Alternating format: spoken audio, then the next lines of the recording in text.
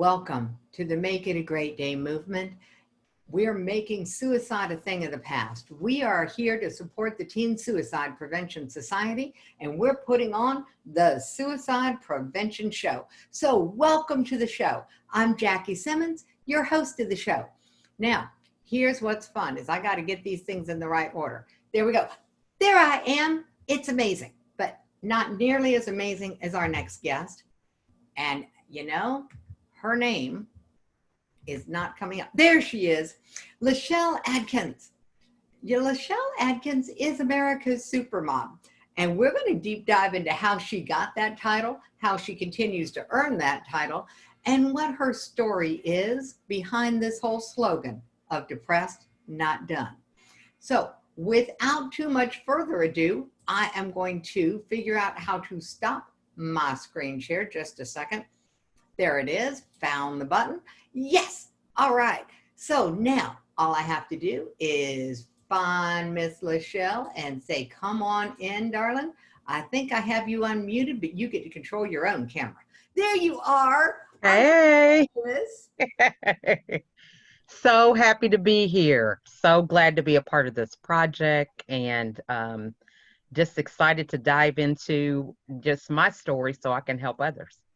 Oh, I'm super happy. You have no idea. You know, there's a moment when you meet somebody for the first time and you go, wait a minute, I know you. Yeah. And that's what I felt like when we met. It was like, get you. Yeah. Isn't that right? And those moments are so precious because, just like you said, which I'm sure we'll dive into, is just that depression. You feel like nobody sees you, nobody hears you. But for somebody to know you now and hear you, that's just an amazing thing. Yeah, it certainly is. It certainly is. Okay, so now I got true confessions. Mm-hmm. My true confession is I did not drag my cup and fill it up. Okay. When I ran. And so it's like, wait a minute, everybody, hold this thought. Okay. All right. I absolutely love the fact that we're live and we've got people paying attention, people around, people to ask questions, and the fact that we're going to be able to share this with people who were not able to be here in person. So tell me what you wish I had not interrupted, because you were in the middle of a story when I dashed in. So what do you wish I had not interrupted? Well, I was just telling everyone to in the chat box what they think depression looks like. Because in my case, I struggled with it for 13 years, and the definition I had did not match up with what I was actually experiencing, because I thought depression is laying in the bed, you're not getting up, you're not doing the things that seem like you are productive. And so even though I was doing those things, I was still depressed. So I was just kind of curious to see what everybody's definition of that was. Yeah, well, for the most part, what we're getting, thank you, Katie, for managing the chat for me, is a loss of interest, a complete loss of interest in things you love, which would not be visible from the outside. Because you could still be doing, but not feeling it. Right.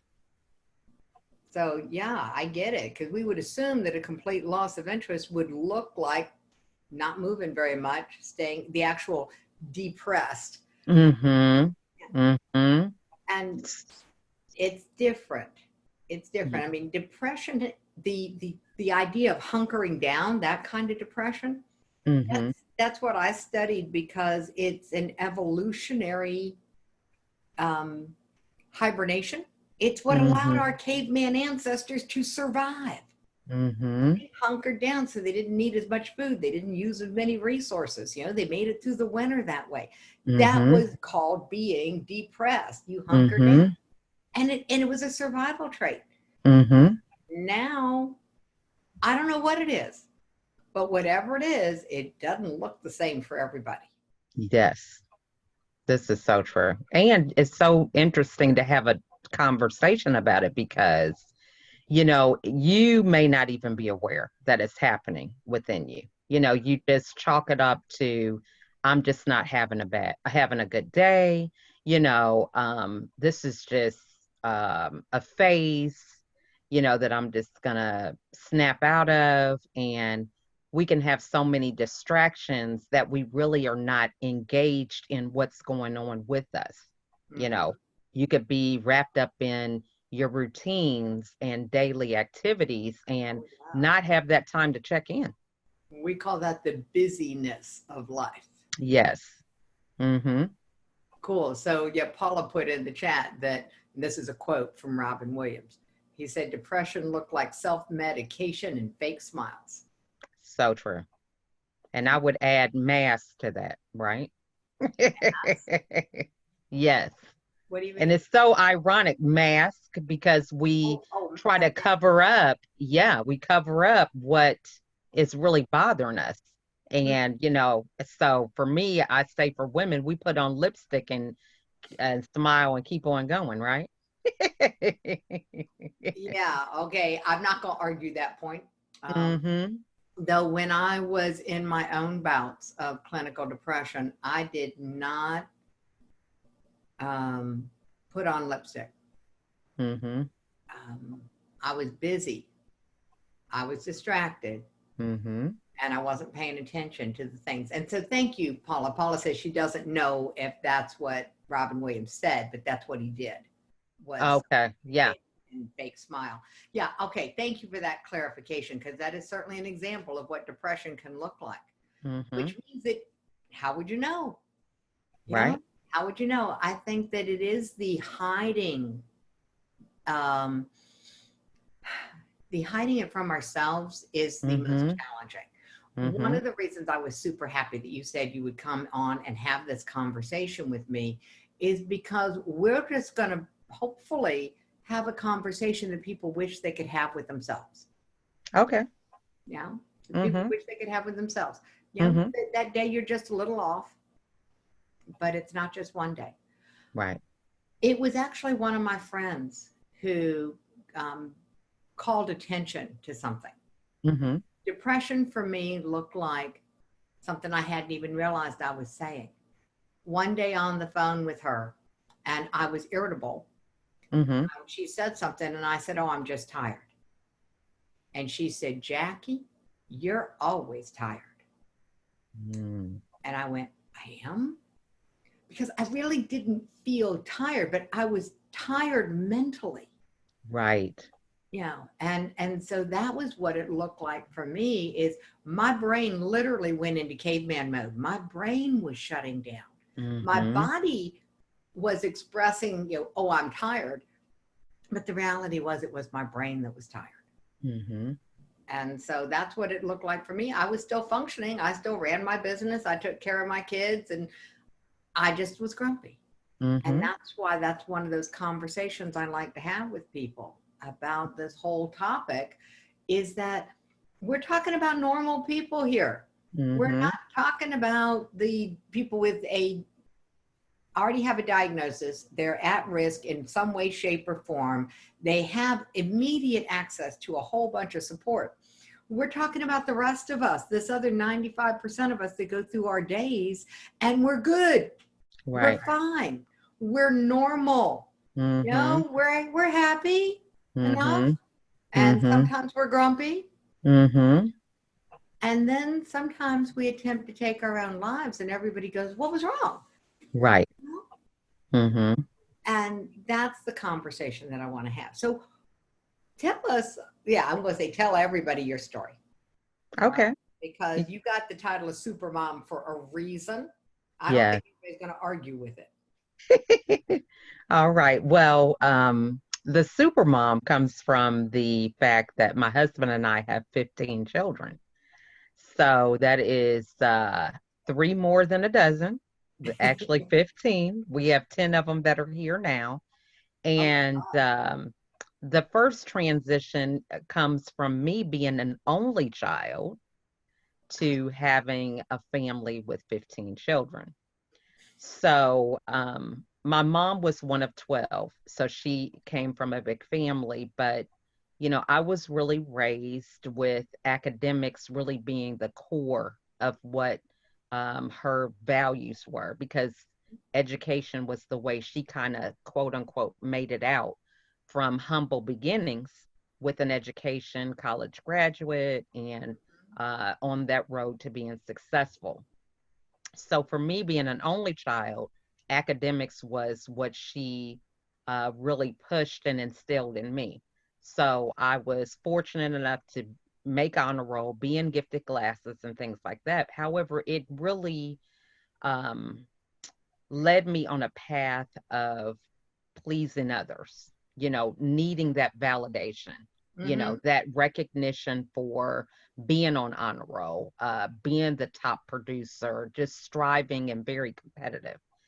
So those were all things that I felt like, I could have whatever I want as long as I worked hard enough for it. And it left me in a mindset of always being independent. So the transition from having this independence, I can accomplish everything I desire, bringing that philosophy to a family is sometimes problematic because, there's no way that I can control what my kids do, can't control what my husband does, and other outside things in my life. But, I just didn't register it. It was like if I plan, if I create a schedule, if I do these things, it's going to be okay. And along with that, my worth was attached to the roles that I played and how well I felt I did in these roles. Got that. So all these things kind of culminated over 13 years. I was depressed and I call myself functionally depressed because I was still going on field trips, being a part of PTO, attending church. My husband was a pastor. So just still doing all these things, but I was not fulfilled. So I was hospitalized 3 times for this during this time span. And the thing about it that really caused me to really take notice of the issue was each of my hospitalizations, it was my husband that got intervention for me. Mm-hmm. So I was just on this task oriented, robotic type of routine that I didn't even realize that I wasn't myself. You know, I was just going along, just checking the boxes. And after my last hospitalization, I thought, this is crazy. I don't want a fourth one to happen. And I just didn't have that time to be still and recognize what was the pattern, because I was busy being a victim. I had somewhat of a victim mindset after each hospitalization. So after my last one, I said, you know what? I need to figure out what the pattern is. I need to have some kind of control because I was really disempowering myself by blaming outside forces to which I could not control. Mm-hmm. So I went on to this journey and I created a strategy that I call Fresh Start. And it's 5 pillars that I felt were very monumental in allowing me to overcome depression and maintain a life that's depression free. So there's so many different areas, not having boundaries, people pleasing, all these things I was able to identify after I took that journey of self reflection. Mm-hmm. Hmm. Cool. So all these things you were able to identify after the fact. And Right. that's really key because when you're in it, you can't see it. It's like you can't see the frame if you're in the In the picture. picture. Yes. Yeah. So So true. that's really, really important. To Hmm. just, guys, this is where a community is Hmm. invaluable Hmm. because we cannot see it for ourselves at that moment. We cannot help Hmm. ourselves out of this quagmire. And Hmm. quagmire is one of the elephants in the room. We Hmm. call it the elephant of being stuck. Hmm. Then my son-in-law, Terry, he said, what if quagmire had a cousin? And, or maybe it's a twin. We're not sure yet. But the other one's name is quicksand. Hmm. And I realized that where a lot of people know what it feels like to be stuck, depression feels like quicksand. Hmm. It is a slow pulling down. And it can Right. happen so gradually that I was totally unaware of it. So true. Yeah. So And now, go ahead. No, I was just going to say, what pulled you and pushed you is the same thing. It was that moment where you said, I ain't doing this again. Exactly. And, you know, so with that journey, I think of self-discovery was really having that awareness, you know, really asking myself the hard questions and having that accountability for the things that I could control. You know, it was so easy to kind of hide behind my kids, hide behind my husband, hide behind, you know, bills or whatever. Any excuse I could use, I was hiding behind it. And you know, I think the thing that really bothered me was I just didn't recognize it myself. You know, being so independent, it's like, how could I not see this? And so that's really what led me on the journey to find out one, what was the root cause? How did I get there? And now I'm so passionate about being proactive and giving people the tools for knowing how you can spot it ahead of time. So you alluded to some of the things, you know, about mood, being irritable and things like that. So now I have a campaign. It's called Smile for Wellness. And Oh, yes, SMILE is an acronym for the 5 areas you need to really be watching to make sure you are in balance because mood is one of them. You know, if your mood is not right and it's like that over a period of time, that's something to be kind of mindful of. And mhm. so it's 5 areas that you can kind of look at yourself to check in on a daily basis so you don't get to that point where you feel like you're in quicksand. Well, all right, lay them on us. All right. So it's sleep, mood, inner voice, laughter, and Hold energy. it. I can't type that fast. Okay. Sleep, mood, inner voice. Ooh, I Hmm. like laughter. And energy. Laughter and energy. Okay, Hmm. I like that. So all those things I began to diagnose on myself and say, you know, well, when I was depressed, I was only getting 2 or 3 hours of sleep. If Okay. you're not getting very much sleep, you know why you don't have any energy. I definitely wasn't laughing and in a good mood. And a lot of my thoughts were negative, racing thoughts. So it was like, even though I was checking things off my list of things that I had accomplished, I still had that thing like, well, you didn't get everything done. You know, what's wrong with you? You know, you're home. You know, you've been a stay home mom for so many years. Why are you not finishing everything on your list? And, you know, just that inner dialogue that nothing was good enough, you know, and it was really my own voice. Nobody had these standards, but it was me just feeling like, you know, I didn't accomplish what was on my list. I didn't really have realistic expectations. It was just a vicious cycle amongst all those different areas that really had me on that hamster wheel. All right, hamster wheels. Here we go. Mm-hmm.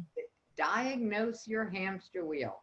Mm-hmm. Are you getting adequate sleep? And well, adequate's the wrong word because I could have argued that I was getting enough sleep. You Right. know, I was functioning. I'm getting enough. Trust me. Don't bother me about I am getting enough sleep. Why do I Right. stay up? Because that's when I can get stuff done. You know, Exactly. I mean, Exactly. and it was really that place when everybody else was asleep that I could function Mm-hmm. and that I could, in a way, I couldn't function when other people were around. And I Mm-hmm. did not understand that that might have been an indication that Right. maybe I was in trouble. Right. You know, it was just the way I was, Yeah. just the way I was. So we talked a little bit about mood. We'll come Mm-hmm. back to these. You know, you guys can feel free to pop something in the chat. You want a little more information because we're going to walk you right through this. Mm-hmm. So the inner voice, you know, the inner voice is both our inner critic and our inner coach Mm-hmm. at the same time. Right. And whichever voice we actually pay attention to is the one that grows. Exactly. And so being mindful of which voice are you hearing most? Which one are you paying attention to? Mm-hmm. Which one are you agreeing with? Mm-hmm. Because the expectations that I put on myself, blaming other people, I mean, it was all about other people. I got to get this done for so and so, or I got to get this done Exactly. because of so and so. I could make it about other people, and trust me, I was right. The reality was, the expectation was one I put on myself because I'm the one who said yes, and I'm Right. the one who agreed. And So, so owning that was part of the pathway out for me, mm-hmm. because the easier way is to ride quagmire. The easier way is to stay stuck, letting it be because of other people. And it's not because other people are mean, it's because we want to make other people feel good. Right. And so somehow that's going to make me feel better, So which true. might for a little while. Yeah, and so that's the whole thing about seeking that validation. So, Mm-hmm. see, in my case, I would feel good about doing things for other people because they would give me that validation. Mm-hmm. Oh, I can't believe you got this project done with all those kids doing that. You are just a super mom, right? So, just desiring that feedback. However, ignoring the fact that I'm yelling at my kids to get the work done, or, I'm tired and, just it's really not the best of me. But because I sought that validation, it's like you don't have to know what's going on behind the scenes as long as the finished product is okay, right? Oh yeah, the That end justifies the means as long. exactly. Yeah. So that's where that mask comes from. It's like, oh, no problem. And then hoping my kids don't say, well, yeah, she was yelling at us the whole time or something, what I mean? Oh yeah, let's not look behind the mask. Yeah. Right. Right. And that's why we keep putting the mask on. And we get Hmm. so used to how we've been projecting. I absolutely believe that nobody knew. Right. It was a real shock to discover that that wasn't true, that the other people around me knew, you Right. know, that they were like, something's not right. Would you pay attention? I'm like, I'm fine. I turned fine into an acronym too. Oh, okay. Let's Oh, hear it. wow. When someone tells you they're fine, especially if it's a teenager, Hmm. I'm fine.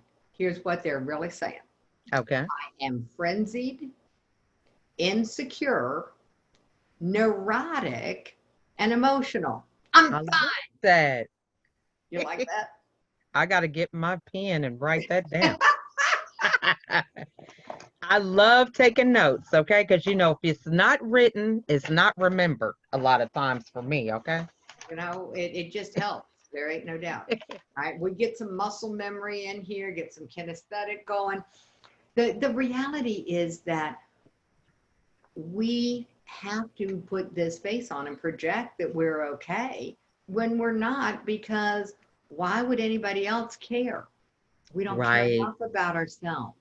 Mm-hmm. And that tells me which one of those I sees I've been listening to, the inner critic or the inner coach. So true. Yeah. But yeah, you said something really key about laughter. Mm-hmm. I did not consciously put anything on this at the time other than I thought it was really odd. Mm-hmm. Went to the movies. I probably was early teenage, with my mom and one of her friends. And I'm sitting in the movie theater. I can tell you the movie. It was Son of Flubber with Fred McMurray. Okay. And The guy from My Three Sons or something. uh-huh, Okay. Okay. Son of Flubber, second movie in the Flubber series. Mm-hmm. And my mama was laughing. And I remember taking my eyes off of the big movie screen and just staring at her. I have no other memory of her unreservedly laughing except one time in a movie theater. Wow. And I hadn't even dawned on me until you put laughter on that list. I'm like, oh my, yeah. Now, I don't think my mama really ever suffered from depression, but there Mm-hmm. was not an expression of joy Right. in her life. And Right. this is part of the story I'll be sharing when I talk about ballparks. This belief about ourselves that we carry around with us Mm-hmm. about this sort of baseline is life safe. Right. And that's what impacts, I think, our ability to laugh. I think we have to be in kind of a place where life feels safe to be able to Mm-hmm. laugh. Definitely. Yeah. Yeah, because, or, just an alignment, in general, because, there were times where it's like I have a house full of children and I was not thinking anything was funny. You know, my husband would have a sense of humor, and I'm like, we're trying to get this work done, or I'm trying to talk to the kids and you're laughing. You know what I mean? I would get so frustrated. It's like, you're being a child here. We need some adults. I was so task driven that I just didn't have it in me to have that sense of humor, you know, and I missed out on so many moments, I think. Even though I was here, I missed out on some connections, some moments with my children because I didn't have the element to be able to laugh or just relax, chill to the point where I could enjoy that, you know? Oh, I have resembled that remark. Hmm. My idea of taking it easy was somebody else's idea of too much to do. Right. Yeah. So when people say they thrive in the intensity, they thrive in, I'm like, oh yeah, let's peek behind that mask. But I don't rip anybody's mask off Right. and I don't look behind it without permission because that's just rude. Yeah. Um, but I am much more mindful now Hmm. about what the possibilities are when I notice that someone is in that state of being fine, Right. that frenzied activity state. Hmm. Um, and I'll be honest, I have been there most of my life, and it has only been since my daughter gave her talk in August that started this whole movement. It's all my daughter's fault, but you knew that. She gave that 7-minute talk that actually broke open and broke the silence on this topic and made it possible for us to starting to have conversations. And it is only in that space that all of the frenziedness has started to calm down. I still Right. get things done, but I'm no longer busy and I am a Mm, lot less grumpy. yeah. I, And I mean, I laugh all the time now, you know? oh, You yeah, know, I got a whole new set of beliefs because here, hey, whatever I'm telling, gets done is enough. yes, yes. Yeah. Hmm. So tell me about energy for you. How is that an indicator? What do you mean by that? Well, the best thing I can describe it as is, when I was during this depressed state, I felt like, well, my kids are in bed. That's my self-care, being able to do what I want to do, their sleep.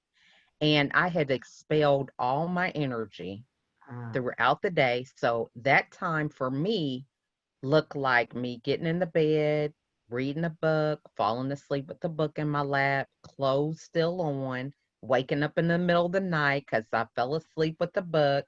And so my sleep was not good sleep. mm, So I'm getting up middle of the night, putting on my pajamas, doing whatever, not completing any task for me, and my kids are well rested. So the next day, I'm working at a deficiency. So I didn't get what I needed, and I'm trying to overcompensate and get caught up, and I'm just never able to get caught up. And mm. so for me, I had to flip that to where I gave the best part of the day to myself, accomplish what I wanted for me first thing. And then I tackled the day feeling like a champion from the very beginning of the day. And everything else was just gravy at that point instead of having it the other way around. Oh, now that's interesting. Hmm. And it's funny where we get these beliefs about how to be a mama. Right. My mother-in-law told me when I was expecting my first child. Mm-hmm. She said, you know, as a mom, you eat last and you eat cold. Mm-hmm. Now, she raised a large family. Okay? Mm-hmm. So I mean, there was a bunch of kids in that family. Mm-hmm. And it never dawned on me to question the sanity of that. Right. I mean, now you become an advocate for yourself, and then you can be an advocate for others. You put your So own true. oxygen mask on first, but it's not what I was fed. Exactly. Yeah. Exactly. And so it's like you're told to be a martyr. And, Yeah. you're How about just that trying to make figure out what that is, and it's like, I mean, now when I cook, I make my own plate first. But that is, that really is going against what I was taught. Mhm. It's like, and I used to feel convicted by that. But it's like, you think about it, you just sit here and made a full meal for 12 people. What is wrong with you taking some time to make your plate first? I just, so certain things have just, I have a totally different outlook. So it's so true. It's about the oxygen mask on first, because that is so key. You cannot give anything to anybody if your cup is empty. And that was me. I thought I was just pouring out stuff, but I was just sitting here holding an empty pitcher, Mhm. thinking every day that it was full. You see what I'm saying? I see what you're saying. So this is a great wake up call, peeps.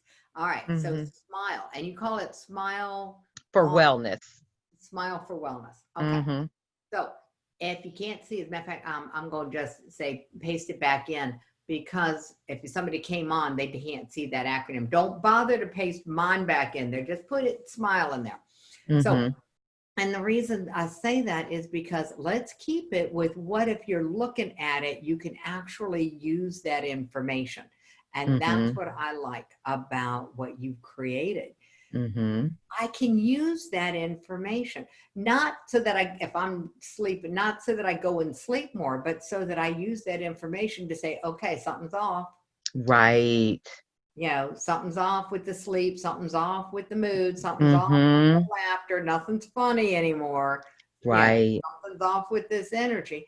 Then I can look at, okay, which inner voice? Right. So I like the fact that that ended up in the middle of your, Hmm. because that's really, this is what it all pivots on. Right. Yeah. So true. And I think it's so key because, you can go on for days.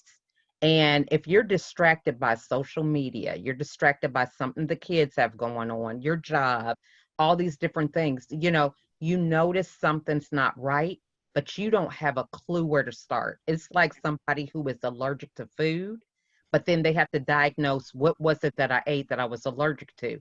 You have to have a starting point. So I'm sure there's other things that we could look at as well. But for me, it's like, we hide behind a smile. A smile is something we always say. We tell little kids, smile, smile for the camera. People do selfies all the time. So this is a term that people won't forget. And that's why I thought it was important to have it where it's very prominent. You don't have to have a lot of work to think about it, but it's some key areas that you could just Google. For example, your mood. You might say, how do I lift my mood? So Mhm. that's something you could look at on Google or YouTube. And so you can kind of do that yourself. And then if you notice, I've tried this, I've tried that, it's not working. Now, I need a therapist, or I need a coach, or I need to talk to a friend, and this is what I need to discuss. And you can kind of have a game plan on where you're going to go.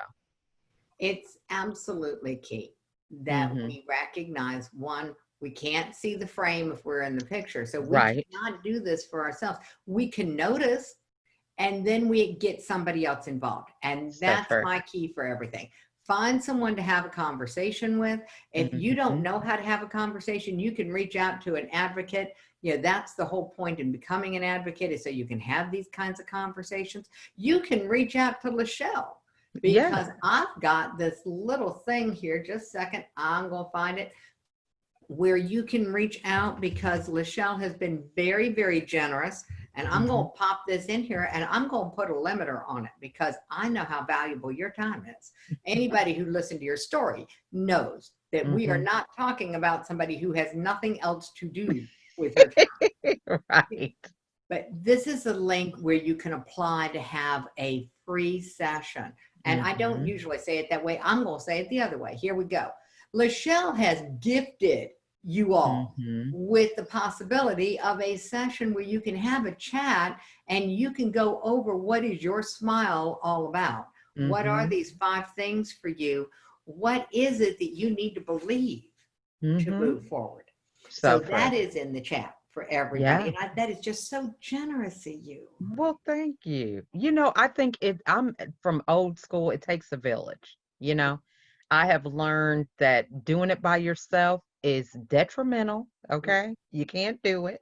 And it's so much lighter, so much peaceful when you're able to stick with your zone of genius and connect with people arm in arm to do what they do. You just accomplish so much more. And it's fun. I mean, I ask my kids, who wants to clean up the house? Nobody, right? But if we all do it together, we get music, we have fun. And, because if you don't, they'll complain and say, well, I did the dishes and she just did whatever. But if everybody does it together, the work is done, it gets done fast, and you enjoy yourself. And it's a bond, Mm-hmm. you know?